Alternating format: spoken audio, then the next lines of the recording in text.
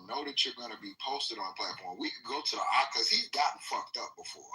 Let's be like he's gotten destroyed. He got destroyed by all them Cambridge University students in England. When you pick and choose insecure, you know, kids that they don't really know their way around this stuff. They may even know the information, but they may not know how to deliver it.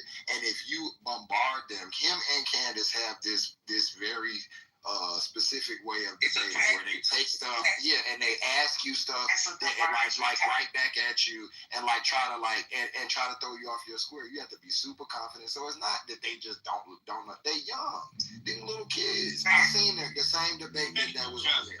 The boy, he was a kid, but it's predatory. Why you going there? Go bang with some adults.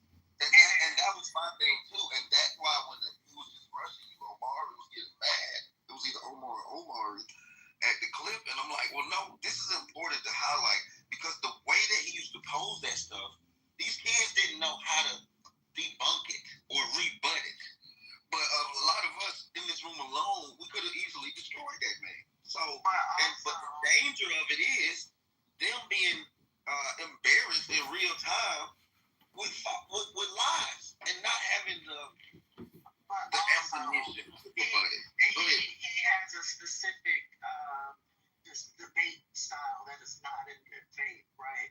Because you can be very specific and precise in your words, and then they'll try to repeat it back to you and say, like, so you're saying such and such is evil?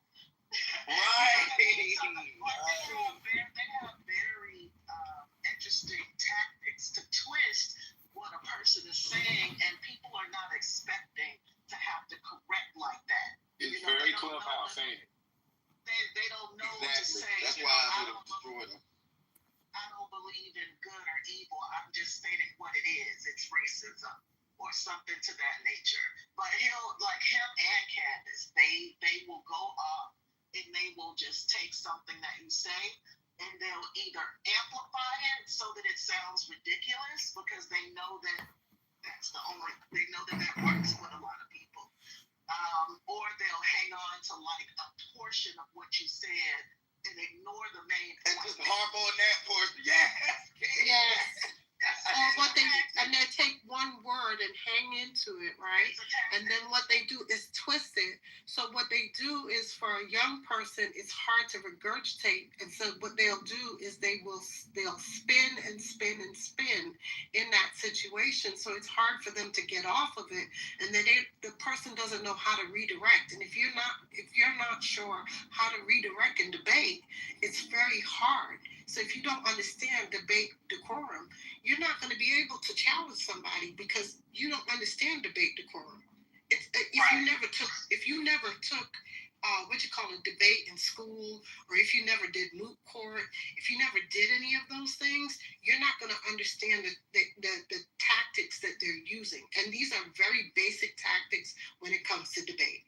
So they're skilled in it. Right. And that's why when they get in front of real scholars like Destiny, he can roll over a lot of people his age because of the way. And I agree with some of what he says, but like I've seen him be on the same stage as like a fucking Finkelstein, and like these prominent scholars, and he sounds like a child because they have all of the facts, they know the dates, they know the details. Our kids, like I read to my son, especially since we live in the burbs, I made sure that he had a sense of identity, and he also had a sense of what our history was as a people, our accomplishments, and our the fact that we're all the fucking same, right? And to not be a self-loathing Negro, right? And so because he came across these same influencers, the PewDiePies. When he was in junior high, it was PewDiePie, and they were doing this subtle racism, even on the video games where they would be on the headphones talking to other people playing the game, but they were strangers. They would all be saying nigga, like everybody, like the white kids,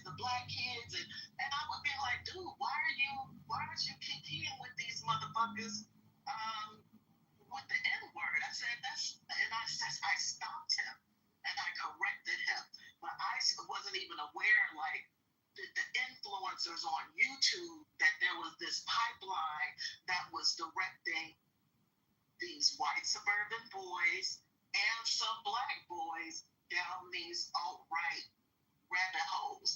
And they got a whole generation. I think it's too late. They already got the generation. That's why they had that film Parenthood. I think it's called Parenthood or some shit about that kid in London who killed the girl and he had got indoctrinated with the manosphere shit. Like a whole generation has been exposed to this bullshit from what's the guy's name?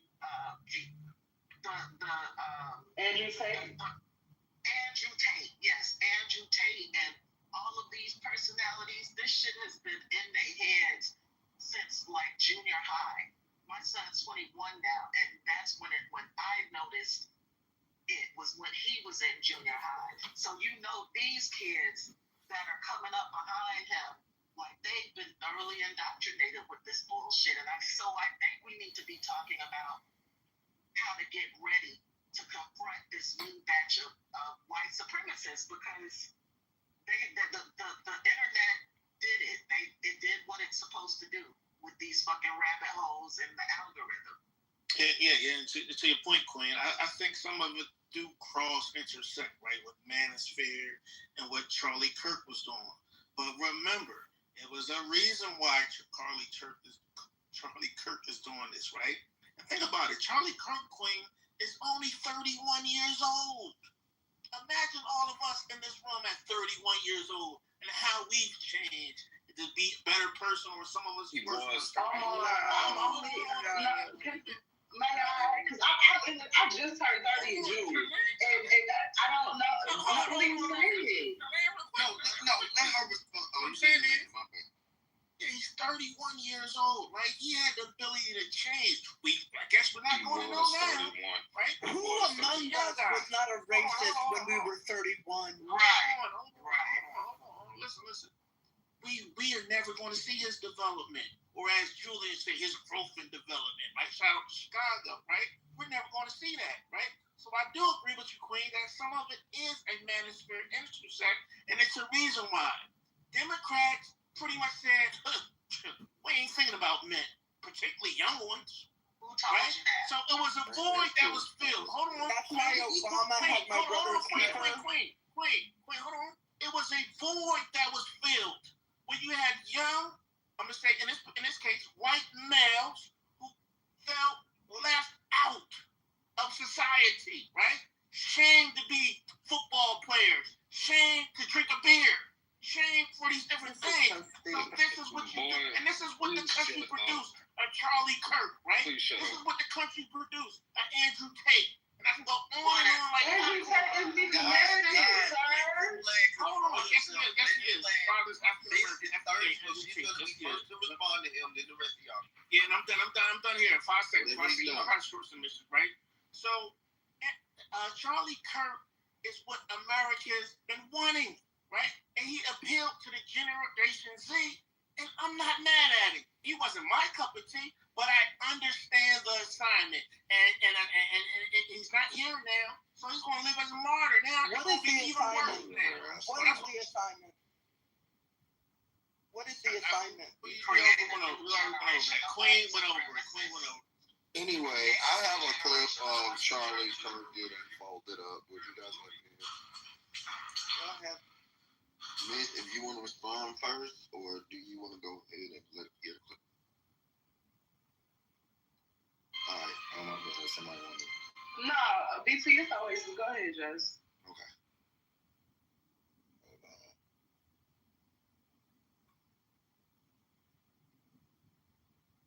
When he does, he pretends with his fake stuff. Phases of just simply developing, which is before something is born, which is when life is generally determined. So, first, a classic clip. So do human beings have tails? I'm not exactly sure the essence of the question. Do human beings have tails? Do you have a tail? You know, I have never met anyone with a tail. I'm not exactly sure the essence. Exactly. But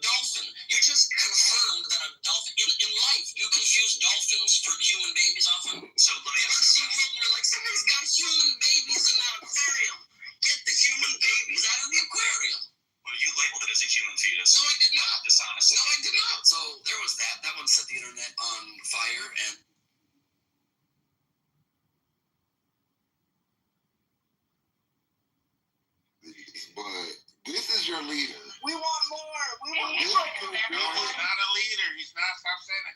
No. You just went on a diatribe about this is why y'all be dumb, bro. We do this, we do that, we do but you do this to a motherfucker who is going for abortion but can't tell a human fetus from a fucking dolphin one. That's your leader. This is who y'all are following into hell. Listen, we've heard this racist comments so much. Okay. Give us more. Well, yeah, talk among yourself. I gotta cue it up because it's like a whole live stream. So I'll be right back. Okay. Was he actually looking at a dolphin fetus? Like, Yes. yep. He set him up, Julian. He set him up. Oh, okay. Yeah. You got. That was a. You got for the truth. I'm still waiting to hear what the assignment was. Hold on, y'all. I gotta play some music because we got some spies. Play that clips. I'll sing some for us. You ain't gotta wait till 9 a.m. Play that clips, coffee. Inappropriate. Play that clip. We can really all night. Play that fight club. You gotta play something that's That clip shit is hard as hell, bro. They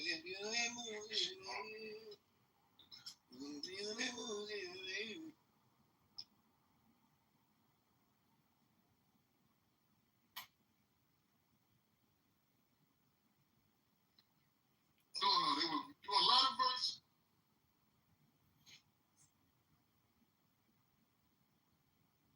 Culture. I figured out who it is. Do it. Hit the back channel.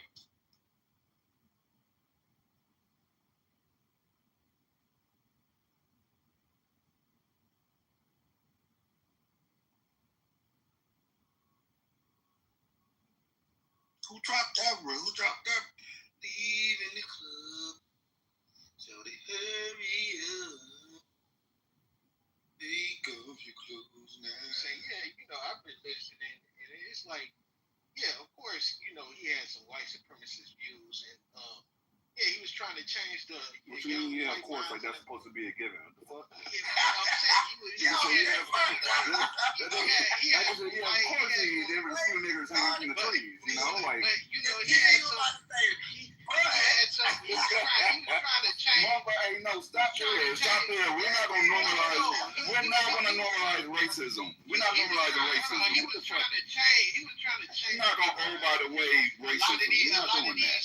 A lot of these young minds out here, but at the end of the day, some of the stuff, like I said, I agree with some of his points, but a lot of you guys have been disingenuous with a lot of his points that he made, because a lot of things, when you go read it, it wasn't in the same context that y'all try to make it. Can you just tell us one point that you agree with? I just want to hear one that you agree with. Like the empathy thing. He said a whole statement. He said he don't believe in empathy, but he said he thinks sympathy is better when you read the whole statement. You guys made it seem like he just, don't have any empathy. He just, said, I don't care about nobody. Nigga, he said we shouldn't be flying planes because we're not smart enough. No, what are you talking about? What Lisa played earlier, he was talking in the context of that lady saying that she was had affirmative action or whatever, and she got into the, her position with affirmative action. He used that plane. He used that pilot saying basically if it's a pilot that's not qualified, I don't want a person that's just black not flying a plane. See, Wasn't that a responsibility? You guys take things out of context and then try to make it seem like they make those things. You guys wasn't his response to the plane that crashed, and they automatically assumed that the pilot was a woman and that the pilot was black? The stories are mixed up. That was the helicopter. Yeah, the helicopter. That was the response to the helicopter crash, right?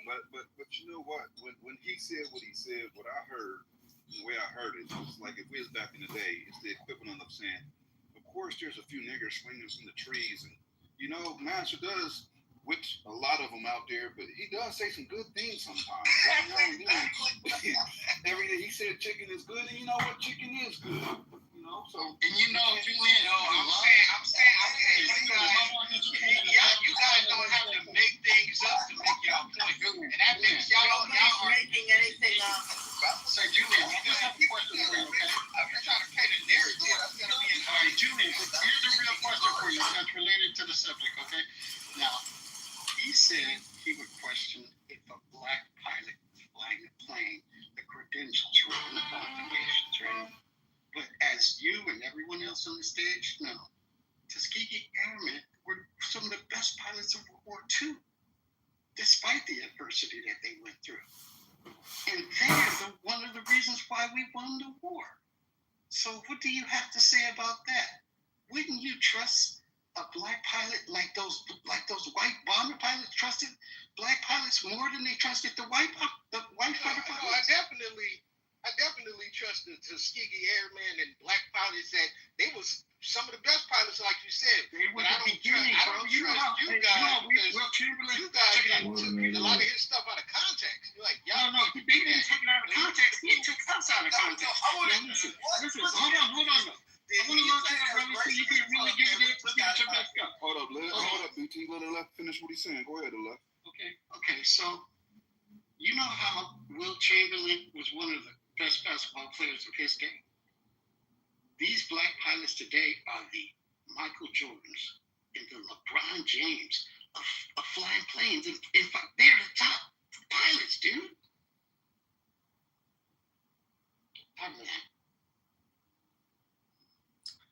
What's your point? If you taking his words out of context with things he say, then I look at y'all disingenuous because when I go look at Listen, if you're It gonna say wasn't no that, context. It wasn't the right context for some racist bullshit. if you're gonna say that, then you have to come with the full context. So go on mute, get the entire quote about the sympathy and all the bullshit, and say the quote in the full context. But you can't come up here talking blah blah blah blah blah blah blah out your fucking ass without any fucking quote. you gotta be lying, man. Y'all just be lying. You are lying. It ain't no context for no racist ass bullshit.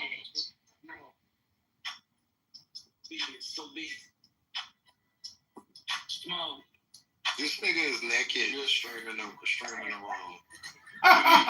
Good evening, clean black people. Good evening. I'm naked. I'm wearing Doug McQuinn bathing suit over here. Which phone you watching on? I see that there's one black person that's not on code. Y'all feel like the bus can't go anywhere until they get on code? Yeah, we gotta kick their ass off the bus.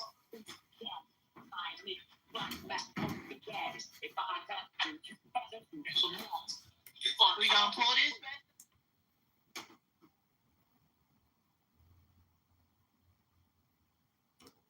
As a teenager, it doesn't even really count. It's like we weren't really trying to hurt each other, but it was my brother and I, when in our 20s, when we got into a fist fight. He ate my cheeseburger. That's what it's. That is literally up. But who else did you think of, Pepe, that would have whose death and assassination would have such an effect on his story and the nation, right? Since we've blocked, because you're like a little older than me, but not much. Well, I would say like there are, and like I said, I like to listen to like liberal podcasts to hear what they have to say, because like I listen to and quite frankly, I haven't been listening to right-wing podcasts shit for several months, and so I'll just because listen you know what to expect. Because you know what to expect. Yes, and so like I'll listen to left-wing ones, and like I tried to listen to the most intellectual. Because you want to be King Coon and get your good nigger sticker. It's just not.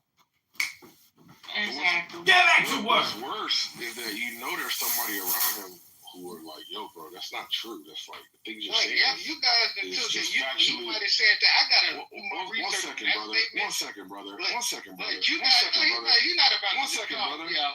And then Hold on, just brother. say- Can you wait till I'm done, though, brother? Brother, Go ahead. please, brother. Yeah, thank you. Let's have some mutual respect for each other. So the worst part about it, as I was scrolling through music. Well, he No, said no, he's getting off the bus. Is there for copyright? He So said he's getting off the bus. Oh, okay, I got you. I see what you're saying. I forgot about that. So, Yeah, we would like to hear concrete and then let Julian respond because they both came up right now. What I was gonna say was, we know that this gentleman has enough people around him that somebody somewhere told him the actual truth. I'm sure that on that production team, that security team, that somebody along the line said, "Hey, bro, what you said is not true, and it's hurtful to good, clean black people." I'm sure even Candace probably said something, off the record, and he still ran with it, and we know why he ran with it. It wasn't his I doubt it. You don't I think so? doubt it. I doubt You think anybody on nobody his told him what the team was? Correct. You know why? Because that's why he continued. Someone said it seemed like he's obsessed with black people. No, what it was that's a safe place to attack. And the threshold is so low for us. We ain't gonna do nothing. You can continue to bully us and say kind of those defaming statements, and no bad will come. But he knew to watch his mouth when it came to the Jewish community. He knew to be careful when it came to the LGBT, because the thing about it is they gonna ride for theirs. So I hope that what we learned from this is not to let another person like that speak on our name like that. Anybody here to me? We need to check that shit from the front gate. What the mind sleep? They sleep. Yeah, it's people trying to come up. Y'all niggas is letting this nigga play. Hold up, man. First of all, let me tell you why he's doing it. We have someone streaming the room.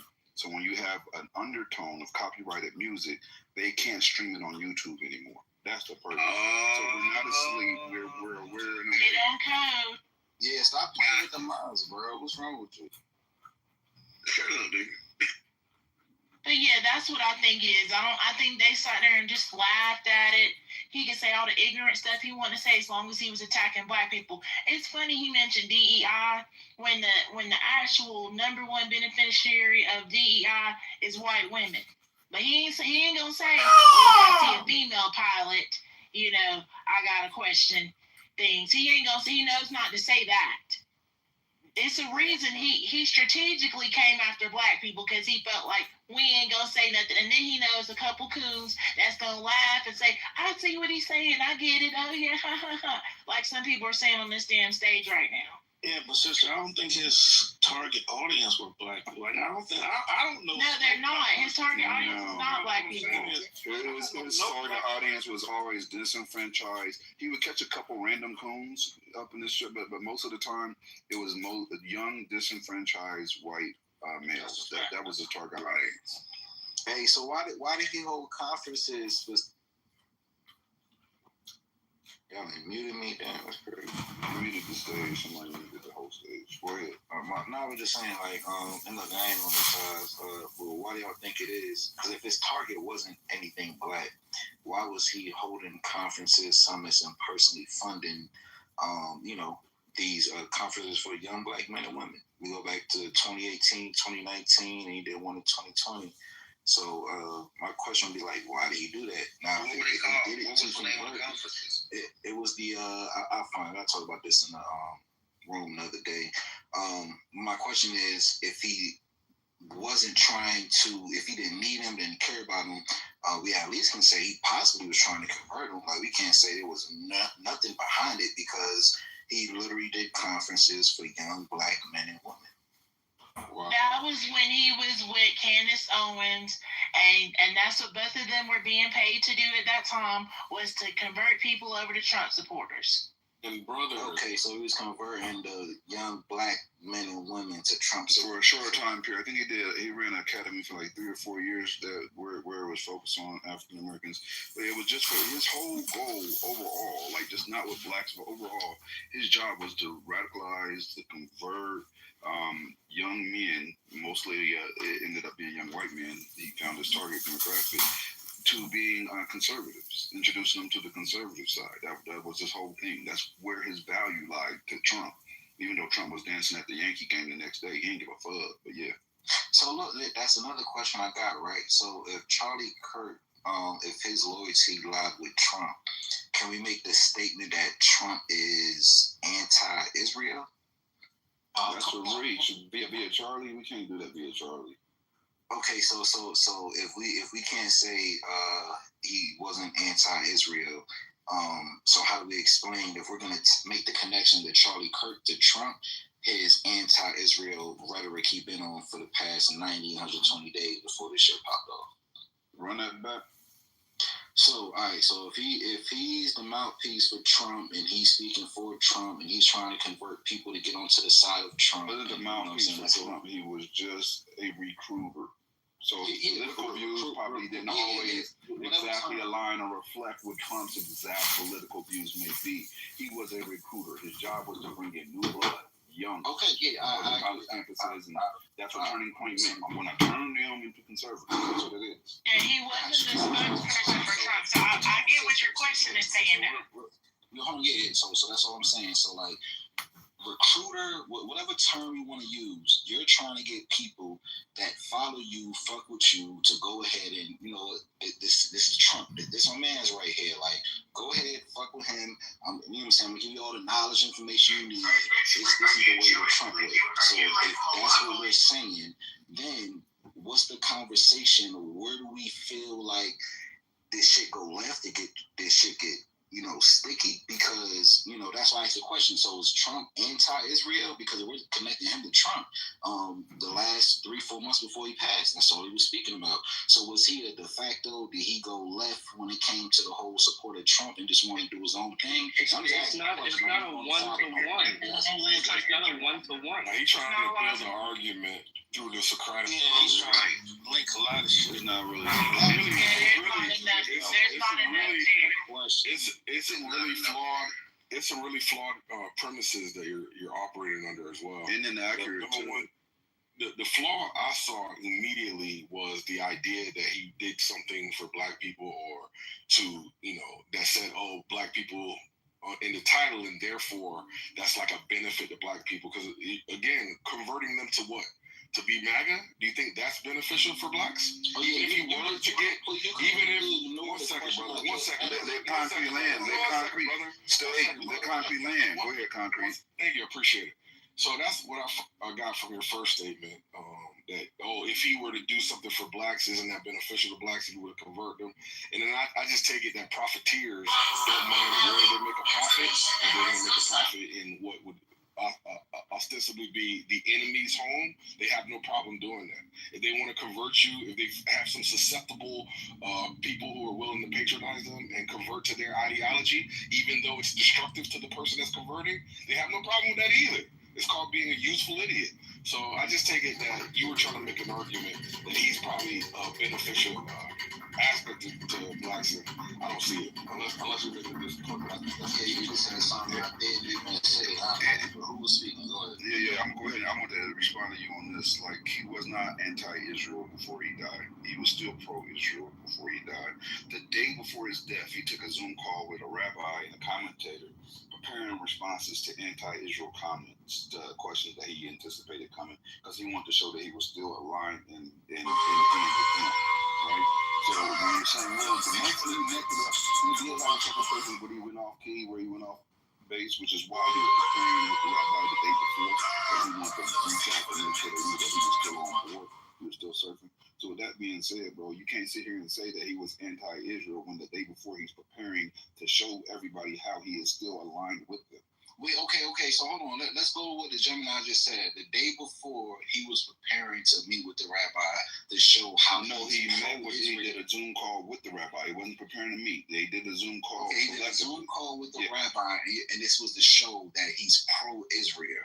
It was to prepare him to field any questions about his allegiance to Israel. So is this Zoom call? Is this online? Is this something that I could watch? That I could pull up?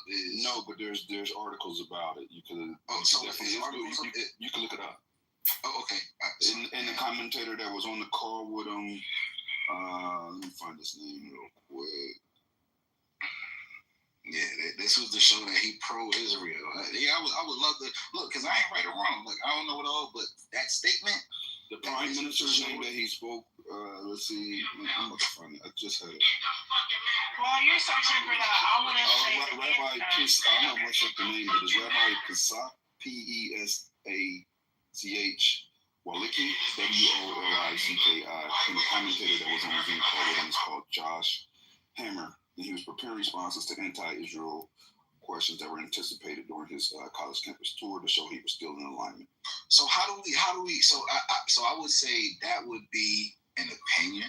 Like, and I would have to go back and I would have to literally watch and listen to exactly what you're saying before I speak on it, because if this is a Zoom call and you say this was to show his alliance with Israel, okay, I haven't watched it, so I'm not gonna speak on it. I'm not gonna say and debate you on that. Cool. But when it comes to everything else, like I mean, we can play clip on clip on clip. Like if he's doing this to show his alliance to Israel, I would actually think that's what he should be doing, right? Because there's so much content, there's so many platforms he visited on that literally is saying the exact opposite. So I would have to listen to it myself. I would have to go to the Zoom call or whatever the case is. But yeah, I mean, just to go a little bit deeper, he had a pattern. He had a pattern of aligning with people and having problems with them and realigning. Like he did the same thing with Trump. I don't know if you know about it. He was criticized for. They said that at one point he stabbed Trump in the back, which was only a few months before his death, right? And then he realigned. He was also saying he wanted the Epstein list released right now. We deserve full transparency. And then later on, he rejected that, saying I trust my friends and my places to do the right thing. So he did this multiple times. Yeah, so the Epstein thing, literally before he died, the last thing he spoke on was transparency, and we need to see what's in these files because we don't believe what Cash Patel and what the Fed is saying. So if you're saying he flip-flopped before he died, literally before he died, his last stance was literally, y'all need to release the Epstein files. I don't believe what the Feds is saying. I don't believe Cash Patel. I have a clip where he says he doesn't want to see it released anymore. I'll find it to play it for you. While you find that clip, I wanted to just say he was more like Candace Owens than he was different. And we all know Candace is a flip-flopper. And Candace Owens also immediately following his death, sat there and said that she said they were best friends. Now, this is her words. They were best friends. She said that there were a lot of things that he believed in that he didn't necessarily feel at liberty to speak about. So what it tells me is that, they were having these conversations and stuff, and he probably flip-flopped the same way she did. Now, she recently, I think yesterday, tweeted, Charlie Kirk was fighting with some very powerful billionaires that he took money from over things he was discussing. The pressure on him was immense over the last 2 weeks. The truth will be revealed, the messages will be leaked, and the movement he built will rise up. So it seems like there's something that she knows that she's trying to get out. That's a good point. So one second, I want to give you this concrete real quick. The Charlie Kirk Show, July 14, 2025, quote, honestly, I'm done talking about Epstein for the time being. I'm going to put trust in my friends in the administration. I'm going to trust my friends in the government to do what needs to be done to solve it. Balls in their hands, end of quote. Okay, mine is from the end of August, so let me get this and drop this in the chat. And that's what I'm saying. So go ahead, sis. I just wanted to understand, like, why does any of this matter? He started Turning Point USA, which is a Christian conservative group, and they endorsed Trump not once but twice. And they use their organization to, endorse conservative politicians. So, like, are you trying to get at the fact, or are you trying to make a claim that Charlie Kirk was not a Trump supporter simply because they had that one disagreement? I think she's talking to Gemini. I don't know. No, I'm not talking to Gemini. I'm talking to you, whoever. Wait. Oh, you talking to me? Yeah. Oh, wait. Who, the guy who was speaking earlier? Yeah, you probably federal agent. Somebody else. I kind of, Yeah, him. Sorry, yeah. Me? What was the question? Because that's the question that I literally posed. I literally posed the question when it came to Trump's alliance with Israel. My question was, so are we saying that Trump is anti-Israel? And I asked that Trump question because anti-Israel. Okay, so when it comes to the last 3 months or whatever time frame, because Gemini just made a statement from the show in July, and I got one from August. So Charlie was starting to become anti-Israel. So when did he stop becoming the mouthpiece or the cheerleader, whatever you want to call it, for Trump? Because he's never the mouthpiece. He was never the mouthpiece. He was never the mouthpiece for Trump. He just started an organization that endorsed conservative politicians. So that's all they were. They wanted. So him going to these campuses and passing Trump hats throughout the crowd says what? That he endorses Trump. Okay, and so are we gonna do semantics when it comes to a mouthpiece versus? Hold on, stay. Hold on. Because Charlie Kirk had an agenda. His movement, he had his own movement. Trump is a mouthpiece for the conservative movement. I think that's where the confusion is. Yeah, definitely. Trump is a mouthpiece for the conservative movement. It's not the other way around. Bro, that man supported MAGA and Trump, and he spread that shit. Like, what are we talking about? He's not bigger than Trump, so he's not bigger than Trump. I think to address your point, yes, we're not playing semantics, but we are being precise with our language, because a mouthpiece is somebody who speaks directly for somebody. A supporter could be a mouthpiece, but is not necessarily a mouthpiece. A mouthpiece is repeating verbatim what the person they're representing is telling them. That's not merely a supporter. A supporter can have their own agenda, their own ideology, and still support somebody else because of some like overarching goal. Doesn't mean that they are in lockstep. A mouthpiece speaks specifically. Okay, all right. That's how we're using. So I'm gonna say I agree, but how many mouthpieces or supporters of Trump have passed away or something horrible happened to them, and Trump said we're gonna fly the flag halfway? Like, come on, let's be for real. Are you just saying? Charlie Kirk. All right. So you let's use the definition or the term. Hold on, brother. Let's use the term supporter. And now the question is, why does this supporter get so much reverence? Is that the question, basically? Yeah, we can go with that. All right, great. Because he really appreciates his work. There you go. He really appreciates his He's highly indebted to the work that he did. There it is. Gemini, are you there? Gemini? Any of the mods there? I'm right here. I'm right here. Can you remove John Kitover? He's saying that he's going to report everyone in this room. He's in the group. I'm giving him too much attention. Yeah, he don't got no power. He feeds off of that. I don't want him. He's got 1,000 accounts. I don't want him adding me. I don't. He's gone. He's got 1,000 accounts. He's gone. He's streaming as well right now. He's still streaming. Y'all, my YouTube channel. I hear what I believe what the last gentleman was saying about he was indebted. I agree. It will look really bad given all the rhetoric and all the stuff that Charlie was saying pro-Trump. It would look really bad if, something wasn't done, some type of commemoration or whatever. But I also think this is the right weak attempt, I'm going to put it like that, to try to turn this man into a martyr, to try to make it look like we put him on the level of a JFK or MLK, and to rewrite history. Because many of us were not that familiar with Charlie, but I'm hearing that now it's getting global attention. I was in a room where a girl who lives in Denmark said that they held a moment of silence in Denmark for Charlie. We've been hearing about the protests happening in the UK and how there were more than 100,000 people that were basically also aligned with Charlie. Japan, so South Korea, just too. a lot. Yeah, South Korea. I mean, and it goes on. We're hearing people in Nigeria that's getting online and crying about it. So it just seems like they're trying to, make this into something else. So that was a good point you brought up, right? So let me ask you a question, and let's be for real. Like, we don't do no phony shit. The black community. How privy was the black community to Barack Obama before he started running for president?